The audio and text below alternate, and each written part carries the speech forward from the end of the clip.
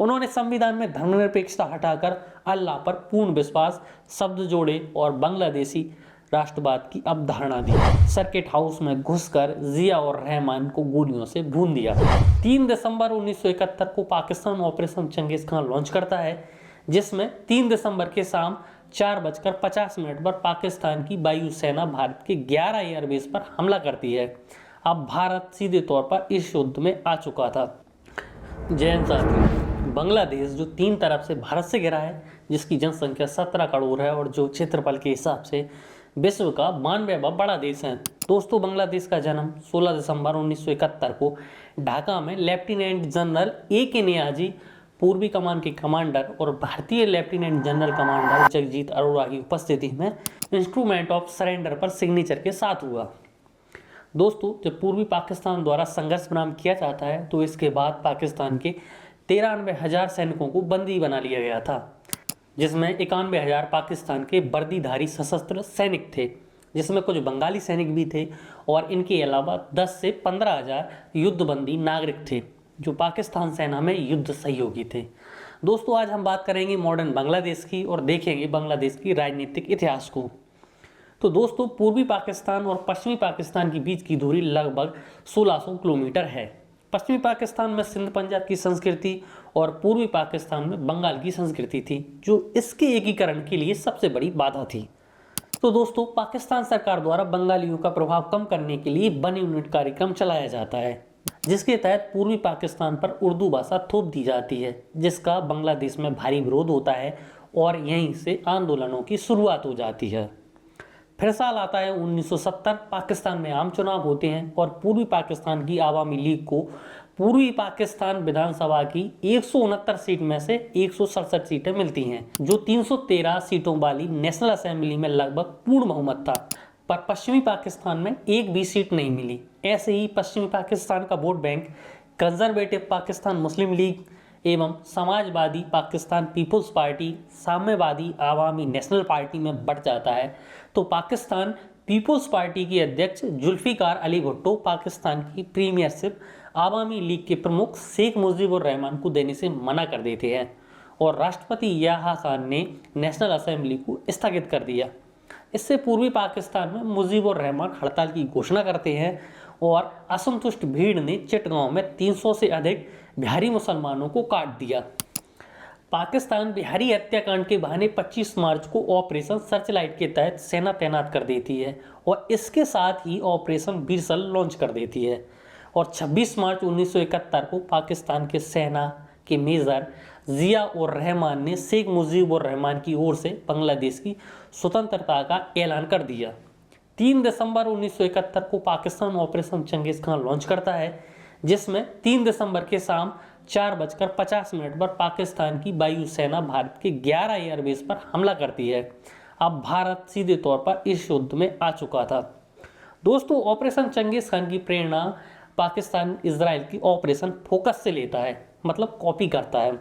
इसमें इजराइल एक साथ 6 अरब देशों पर एयर स्ट्राइक करता है, पर पाकिस्तान नहीं जानता कि नकल के लिए अकल चाहिए, जो पाकिस्तान में है ही नहीं। और भारत इस युद्ध को 16 दिसंबर तक खत्म कर देता है। पाकिस्तान घुटनों पर आ जाता है और बांग्लादेश आज़ाद होता है। शेख मुजीबुर रहमान प्रथम राष्ट्रपति बनते हैं। दोस्तों, मुजीबुर रहमान को बंग बंधु के नाम से भी जाना जाता है। इनका जन्म पूर्वी पाकिस्तान में 17 मार्च 1920 को हुआ। एक क्रांतिकारी राजनेता और आवामी लीग के अध्यक्ष थे। बांग्लादेश का जन्म 1971 के मुक्ति संग्राम और अराजकता के उत्साह के बीच होगा। 1971 के बांग्लादेश का राजनीतिक इतिहास सैन्य हस्तक्षेपों, खूनी विद्रोहों और सत्ता संघर्ष से भरा रहा है। इस देश में सेना न केवल सीमा की रक्षा करती है, बल्कि देश की राजनीतिक दिशा को बार बार मोड़ देती है।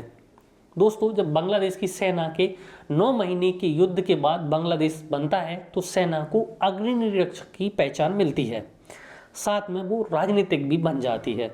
शुरुआती समय में सेना में 3 गुट बन जाती हैं। इसी समय शेख मुजीबुर रहमान अपने शासनकाल में जातीय रक्षी बाहिनी नाम का एक अर्धसैनिक बल का गठन करती है, जिससे सेना अपनी स्थिति को खतरा महसूस करती है। 1974 में अकाल पड़ता है। शेख पर प्रशासनिक भ्रष्टाचार के आरोप लगते हैं और अंत में बक्सल के माध्यम से एक पक्षीय समाजवादी शासन की स्थापना ने सेना के भीतर असंतोष को चरम पर पहुंचा दिया। इसका परिणाम होता है 15 अगस्त 1975 की सुबह मेजर सैयद फारूक रहमान और मेजर राशिद के नेतृत्व में सेना के मध्यम स्तर के अधिकारियों के एक समूह ने राष्ट्रपति शेख मुजीबुर रहमान की आवास पर हमला किया। हमले में मुजीबुर रहमान और बेटे सहित 20 लोगों की हत्या कर दी। संयोगवश उनकी 2 बेटी बची क्योंकि वो उस समय जर्मनी में थी, शेख रेहाना और शेख हसीना, जो आगे चलकर बांग्लादेश की प्रधानमंत्री बनी। इस खूनी विद्रोह का उद्देश्य समाजवादी शासन को समाप्त कर खंडाकर मुश्ताक अहमद के नेतृत्व में एक राष्ट्रपति शासन स्थापित करना था। इसके बाद मुश्ताक अहमद तुरंत राष्ट्रपति पद संभालते हैं और हत्यारों को इंडेमिनिटी ऑर्डिनेंस जारी कर कानूनी सुरक्षा देते हैं। इससे और अराजकता फैल जाती है और हत्यारों का प्रभाव भी बेलगाम हो जाता है। और फिर 3 नवंबर 1975 को ब्रिगेडियर खालिद मुशर्रफ एक और तख्ता पलट कर देते हैं। खंडाकर को सत्ता से हटाकर तत्कालीन मेजर जनरल जिया और रहमान को घर में नजरबंद कर देते हैं। यह हस्तक्षेप मात्र 3 दिन ही चलता है क्योंकि मुशर्रफ को भारत का समर्थक के रूप में जाना जाता था और 7 नवंबर 1975 को रिटायर्ड कर्नल आबू ताहिर के नेतृत्व में वामपंथी सैनिकों और जातीय समाजवादी दल ने एक और विद्रोह कर दिया। जिया और रहमान को मुक्त कराया और खालिद मुशर्रफ की हत्या कर दी, जिससे बांग्लादेश में सैन्य नागरिक शासन स्थापित हुआ। इससे जिया और रहमान को सत्ता के केंद्र में ला खड़ा किया। जिया और रहमान जब सत्ता संभालते हैं, सेना में अनुशासन बहाल करने और अपनी स्थिति को मजबूत करने के लिए दोहरी नीति अपनाते हैं, क्योंकि दोस्तों उनके शासनकाल में 20 बार से अधिक सत्ता को हटाने का प्रयास किया गया था। इसमें सबसे बड़ा विद्रोह 1977 में हुआ, जब जापानी एयरलाइन के विमान के अपहरण के दौरान ढाका हवाई अड्डे पर वायुसेना के जवानों ने विद्रोह कर दिया। इसका जवाब जिया और रहमान ने बड़ी क्रूरता से दिया। 2 महीने के भीतर 1100 से अधिक सैनिकों को बिना किसी निष्पक्ष सुनवाई के सीधे फांसी दे दी। यह बांग्लादेश इतिहास का सबसे बड़ा पर्ज था। जिया और रहमान संविधान में परिवर्तन करते हैं और भाषाई निरपेक्षता को क्षेत्रीय और धार्मिक पहचान से बदल देते हैं। उन्होंने संविधान में धर्मनिरपेक्षता हटाकर अल्लाह पर पूर्ण विश्वास शब्द जोड़े और बांग्लादेशी राष्ट्रवाद की अवधारणा दी और बांग्लादेश नेशनल पार्टी का गठन किया। पर उनके साथ भी वही हुआ जो बांग्लादेश के पिछले शासकों के साथ हुआ था। 30 मई 1981 को चटगांव में एक सैनिक गुट ने सर्किट हाउस में घुसकर जिया और रहमान को गोलियों से भून दिया। इस हत्या के पीछे उनके पुराने साथी मेजर जनरल मंजूर अहमद थे।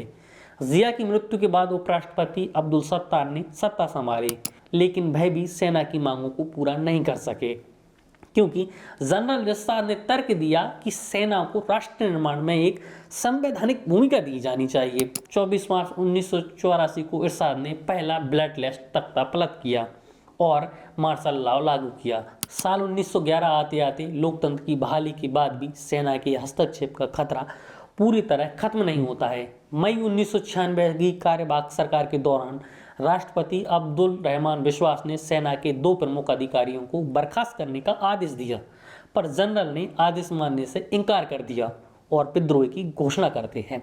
हालांकि सावर और कोमिला में स्थित सेना की टुकड़ियां राष्ट्रपति के प्रति वफादार रहीं और विद्रोह विफल हो गया। पर दोस्तों, यह विफलता इस बात की प्रमाण थी कि बांग्लादेश की सेना अब पेशेवर रूप से परिपक्व हो रही थी और नागरिक सर्वोच्चता को स्वीकार करने लगी थी।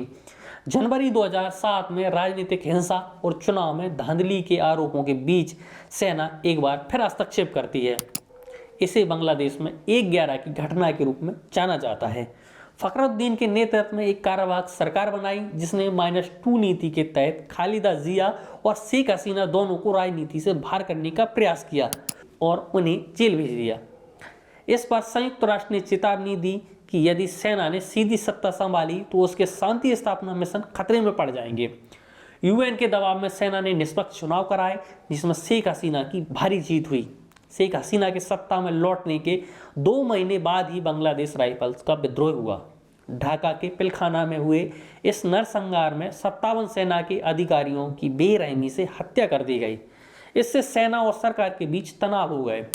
20 जुलाई 2024 में सरकारी नौकरियों में कोटा सुधार के लिए शुरू हुआ छात्र आंदोलन जन क्रांति में बदल गया और सरकार ने शूट एट साइट के आदेश दे दिए, पर सेना ने गोलियां चलाने से मना कर दिया और शेख हसीना को इस्तीफा देना पड़ा। इसके बाद अंतरिम सरकार नोबेल पुरस्कार विजेता यूनुस खान के नेतृत्व में बनाई जाती है। फिर फरवरी 2026 में आम चुनाव हुए, जिसमें खालिदा जिया के बेटे तारिक रहमान की पार्टी BNP मतलब बांग्लादेश नेशनल पार्टी जीत जाती है। तारिक रहमान प्रधानमंत्री बनते हैं। तो दोस्तों, बांग्लादेश का सैन्य इतिहास बलिदान और सत्ता संघर्ष का एक मिला जुला अध्याय है। जहां सेना ने 1971 में देश को आज़ाद कराया, वहीं 1975 से 1990 के बीच उसने लोकतंत्र की जड़ों को कमजोर भी किया। 2024 की क्रांति ने एक बार फिर सेना को इतिहास के चौराहे पर खड़ा कर दिया और भविष्य में बांग्लादेश की स्थिरता इस बात पर निर्भर करेगी कि सेना पेशेवर रूप से कितनी तटस्थ रहती है और राजनीतिक वर्ग लोकतांत्रिक प्रक्रियाओं को कितना मजबूत बना पाता है।